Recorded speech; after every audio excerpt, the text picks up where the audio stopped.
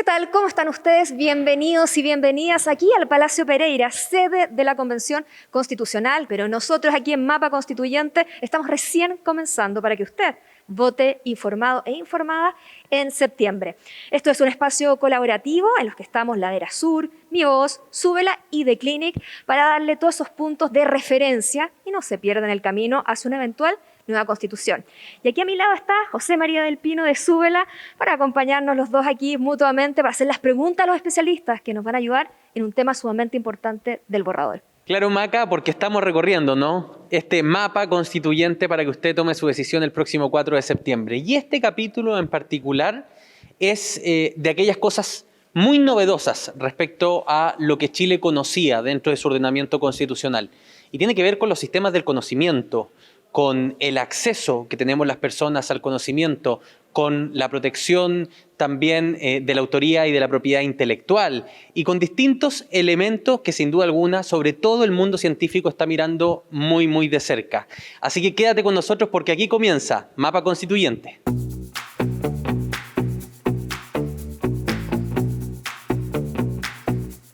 Y comenzamos Mapa Constituyente presentando precisamente a los especialistas que nos van a ayudar a tener puntos de referencia en la ruta hacia este sistema de conocimiento. Está aquí con nosotros Francisca Reyes, ella es profesora de la Facultad de Derecho de la Universidad de los Andes y también de la Universidad Católica de San Pablo de Perú. Francisca, gracias por estar aquí con nosotros. Muchas gracias a ustedes por la invitación, encantada de estar acá. Y a su lado está José Ignacio Núñez, él es coordinador académico del Observatorio Nueva Constitución y director del área de Derecho Público del Magíster en Derecho Público de la Universidad Central. José Ignacio, gracias por estar aquí con nosotros. Gracias Macarena, gracias José María por la invitación. Partamos, José. Abramos los fuegos. Siempre nosotros partimos haciendo una pregunta general y de ahí vamos a elementos más puntuales que la ciudadanía pueda estar buscando poder responder. Quiero partir preguntándoles ¿qué es o qué entendemos por sistema de conocimiento y cuál es la relevancia de que estén incluidos en la Constitución? Porque este es un tema que no está contemplado en el texto actual 2005-1980, como guste la audiencia, pero en la que hoy nos rige, esto no está contemplado. Comenzamos contigo.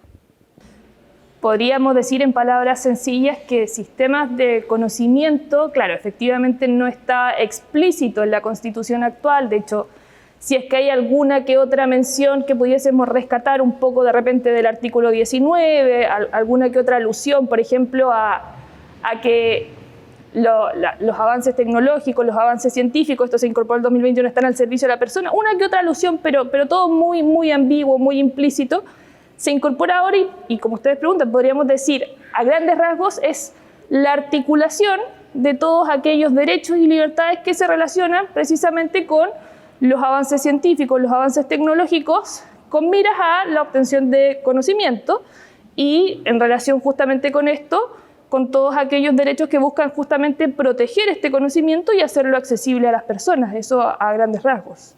José Ignacio, hay quienes opinan precisamente porque esto era nuevo, al nivel de profundidad o con la amplitud que ahora está en la Constitución.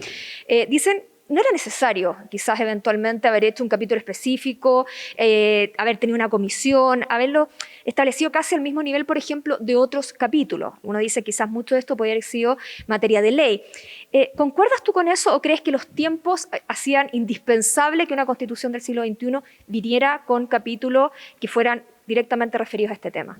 Mira, hay varias preguntas implícitas en la interrogante que tú estás planteando. No hay problema. Claro, efectivamente no hay, y esto es una cuestión que debemos tener bien claro, no existe un catálogo, un inventario de las materias que deban ser de ley y materias que deban ser de Constitución.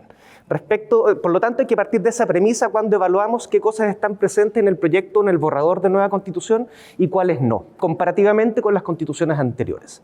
Al final del día, las constituciones son una respuesta a las necesidades que vamos teniendo. Cuando tenemos frío, nos abrigamos. Cuando tenemos calor, andamos con ropa un poquito más ligera. Las constituciones hacen lo mismo, van identificando dificultades, van identificando necesidades que tiene el país, que tienen los estados, que tienen las personas y las sociedades y van incorporando esos elementos. Y desde este punto de vista, la cultura, la ciencia y la tecnología estaban bastante preteridas dentro del texto de 1980. Había menciones muy marginales y que comparativamente con otros países, Brasil por ejemplo, estábamos muy en deuda. Y ojo, cuando hablamos de sistemas de conocimiento, no hablamos de sistemas de conocimiento conocimiento únicamente en perspectiva occidental o en perspectiva de laboratorio, sino que hablamos de patrimonio, hablamos también de cultura, hablamos de conservación de la lengua y de cuestiones súper importantes también, del control de la actividad científica. Si uno lee el borrador del texto de Nueva Carta Fundamental, se incorpora, por ejemplo, la bioética como un elemento importante dentro del control y se crea un consejo de bioética para que oriente la investigación científica respetando los valores que son matrices dentro del proyecto de Nueva Carta Fundamental. Entonces yo soy de aquellos que celebra que se incorpore como un elemento autónomo y que también sea discutido autónomamente respecto de otros derechos, porque permite una autonomía y una independencia, escindiéndolos de la única vinculación, las únicas menciones que habían a la cultura respecto del derecho a la educación, el 19 número 10 actual de la Carta Fundamental. ¿No? ¿Quieres ir tú, Maga? Me surgieron como 20. Sí, vamos, primero contigo. Adelante, por favor. No, es que a raíz de lo que está diciendo José Ignacio, y le pregunto a Francisca, claro, cuando de repente son temas, no digamos que nuevo, porque la verdad que ya tienen década, pero claro, para la historia constitucional son innovadores dentro de ahora. nuestra historia. Totalmente. De repente uno podría pensar si uno no corre el riesgo de establecer ciertos principios que todavía ni siquiera están, digamos, saldados o hay un consenso en torno a eso. Cuando son de repente principios que son relativamente modernos o muy recientes, porque uno tiene que pensar que es un texto que tiene que funcionarlo el año 2023, el 2030, el 2040 y ojalá otros más que vengan. ¿No se corre de repente ese riesgo de establecer en la Constitución principios que todavía no tienen un consenso transversal en un tema que es tan, digamos, que es tan moderno, entre comillas? Claro, alguien me podrá decir, bueno, el presidencialismo que tiene 200 años tampoco es cosa de consenso. Exacto. Y les concedo el punto. Pero aquí, claro, es algo tan nuevo que me imagino que puede haber algunos reparos al respecto. Francisca, no sé cómo lo ves. Me parece que en este caso concreto no es tan así. Si bien la bioética, el desarrollo científico, uno tiende a verlo quizás como con ojos un poco suspicaces, uno lo asocia con ciencia ficción, con transhumanismo, estas corrientes de mejora genética, ensayos clínicos, cosas que a veces pueden parecer un poco alocadas.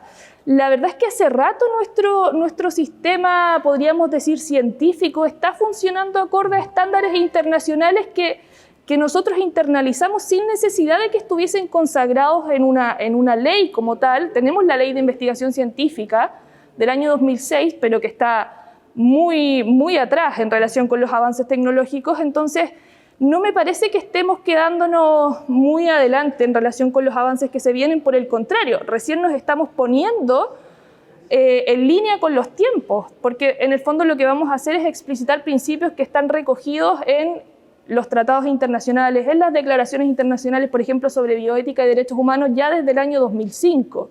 Entonces simplemente vamos a explicitar y a darle rango constitucional a estos principios que estamos de alguna u otra manera incorporando ya en Chile. Cada vez que se hace un ensayo clínico se tienen en cuenta estos principios sin necesidad de una ley.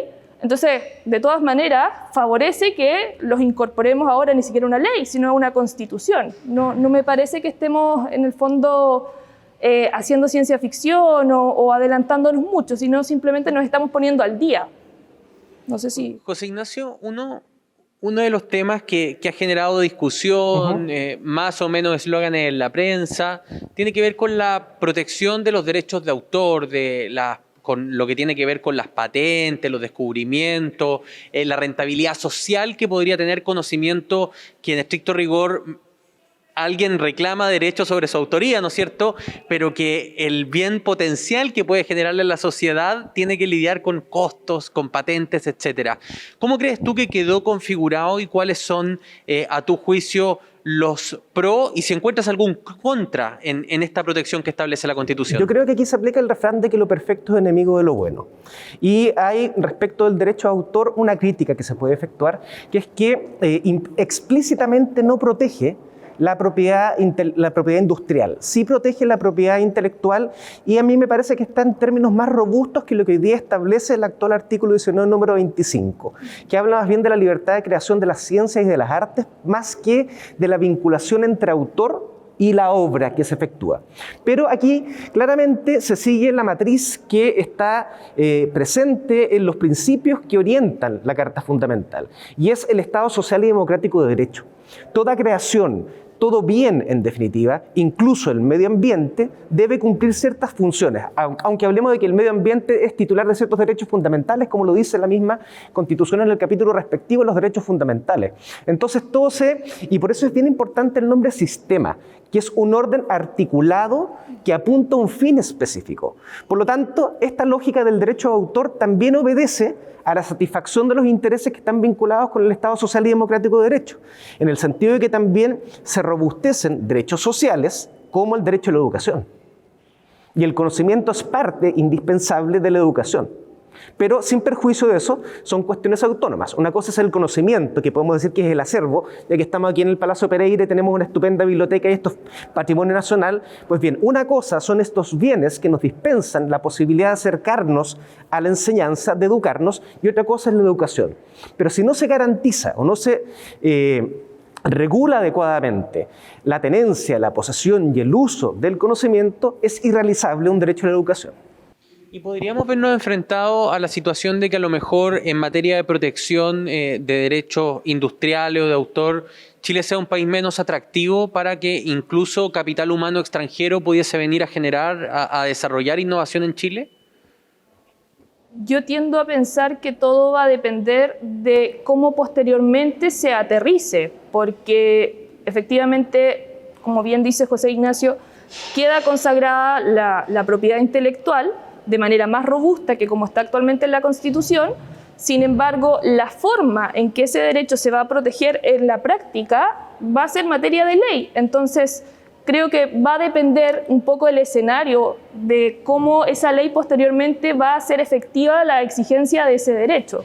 Entonces, quedamos un poco sujetos a la dictación de esa eventual ley posterior, que no sabemos si va a ser una nueva ley, si va a ser una actualización de la ley actual que tenemos. Entonces, creo que quedamos ahí un poco al devenir de esa modificación legal.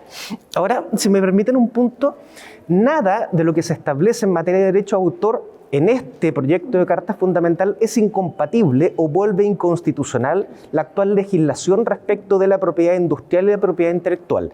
Por lo tanto, esto no significa de ninguna forma que se vaya a borrar o se vaya a derogar la legislación que existe. No hay un cambio para los científicos y científicas que puedan decir, ya, Chile es un país menos atractivo para investigar. O sea, en esta materia sí hay plena certeza jurídica. Exacto. ¿Cierto? Y a la inversa, el Estado se compromete en distintos artículos dentro del capítulo de sistemas de conocimiento a adquirir un compromiso especial por fomentar y por apoyar la investigación científica. Por lo tanto, frente a la pregunta que formulaba hace unos momentos José María, yo creo que Chile se va a convertir, en virtud de esta legislación o de esta normativa constitucional, más bien dicho, en un país más atractivo que fomente las ciencias.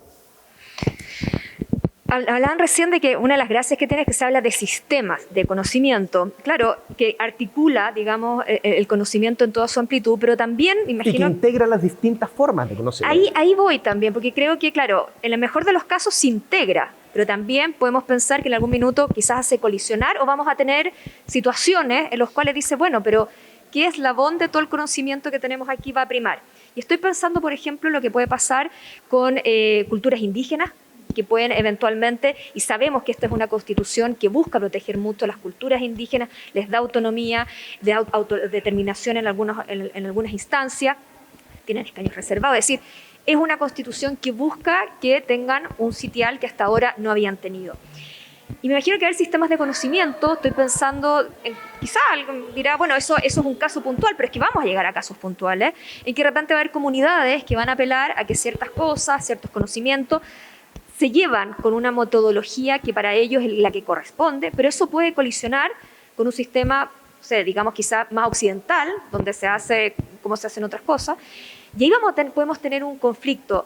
¿La Constitución prevé esos escenarios, dice cómo se tienen que resolver, o eventualmente van a ser minoritarios y bueno, cosas que pasan, nomás Francisca?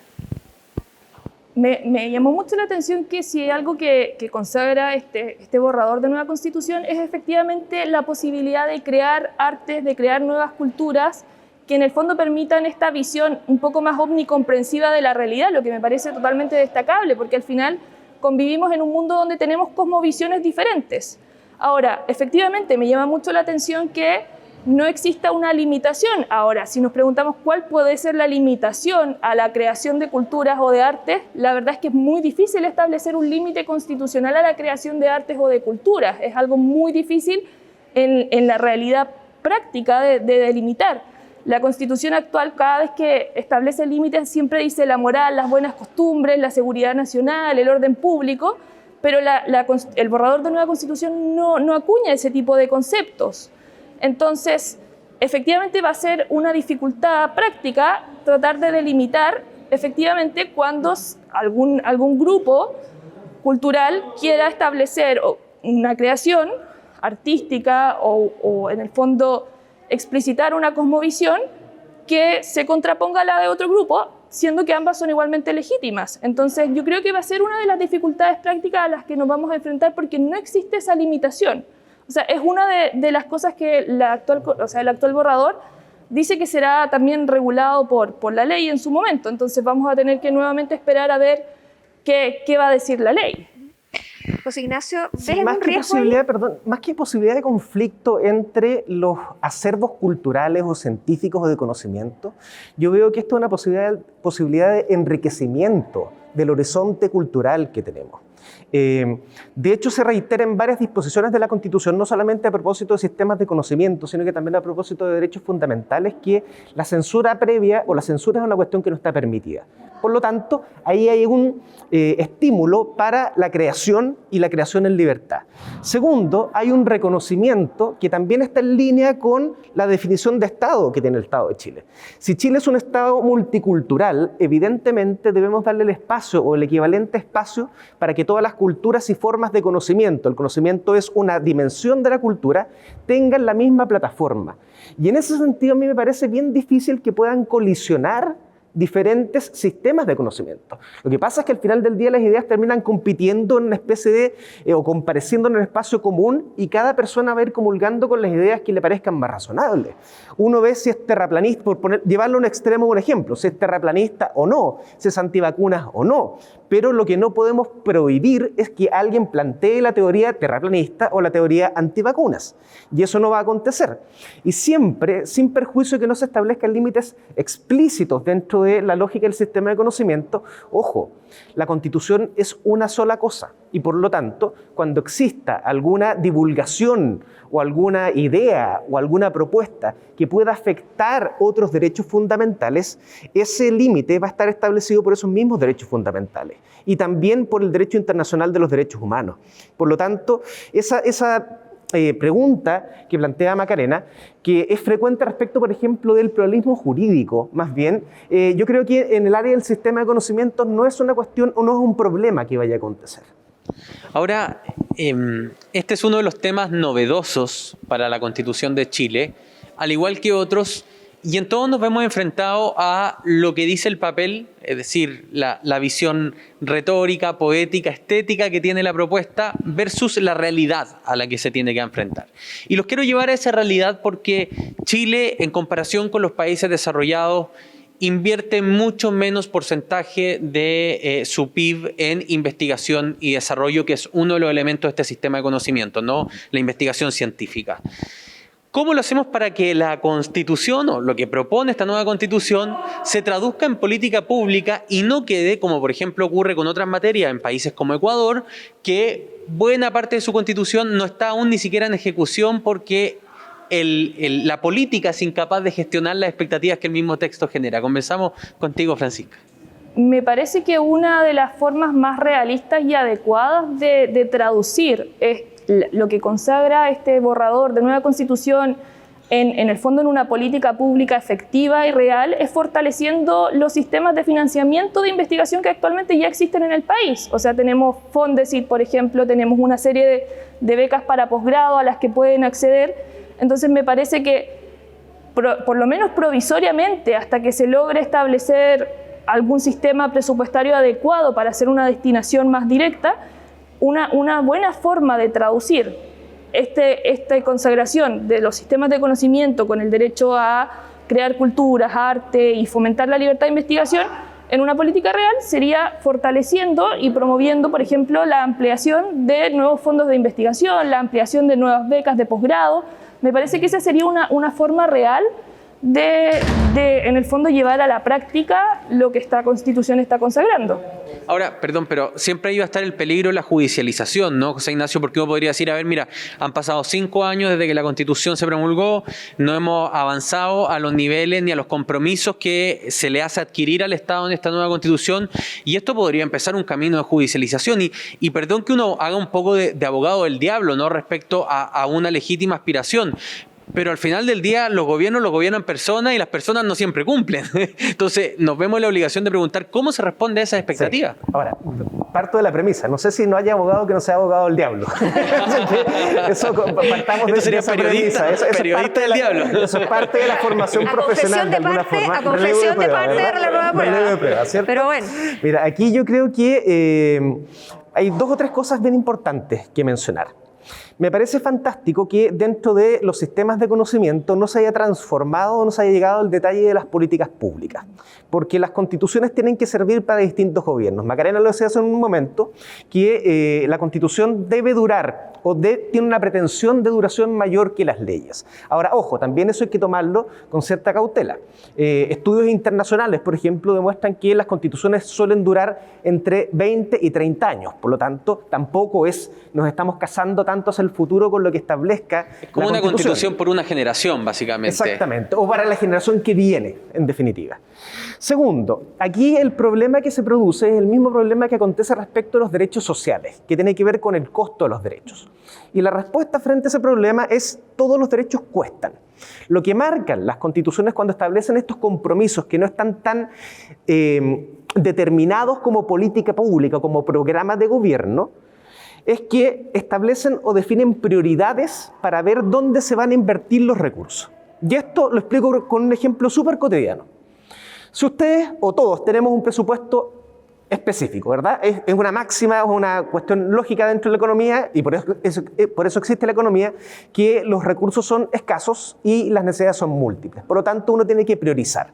Y cuando la Carta Fundamental establece estos compromisos en materia de sistemas de conocimiento, lo que nos está diciendo es, ya, si usted tiene, por ejemplo, cierta cantidad X de dinero, ¿qué va a hacer?